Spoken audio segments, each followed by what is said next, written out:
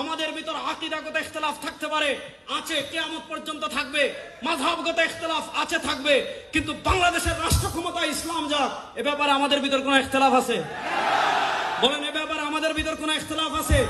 সুতরাং যারা দায়ী আছেন, আমি আমার ব্যক্তিগতভাবে এই জুলাই আগস্টের পরবর্তী যত জায়গায় আমি বয়ান করি, ইসলামী রাষ্ট্রের রূপরেখা কি হবে, ইসলামী রাষ্ট্র যদি ইমারতে ইসলামে প্রতিষ্ঠা হয়, মানুষ কি কি অধিকার পাবে, বিধর্মীরা কি কি অধিকার পাবে, সুশাসন কিভাবে প্রতিষ্ঠা হবে, ইনসাফ কিভাবে প্রতিষ্ঠা হবে, এই বিষয়গুলো যদি আমরা সাধারণ মানুষের কাছে তুলে ধরতে পারি, সাধারণ মানুষ সেকুলারিজমের দিকে কেন ধাবিত হয়, সাধারণ মানুষ ডেমোক্রেসির দিকে কেন ধাবিত হয়, সাধারণ মানুষ কমিউনিজমের দিকে কেন ধাবিত হয়, ব্যর্থতা আমাদের, আমরা ইসলামের সৌন্দর্য এখনো তুলে ধরতে পারি নাই।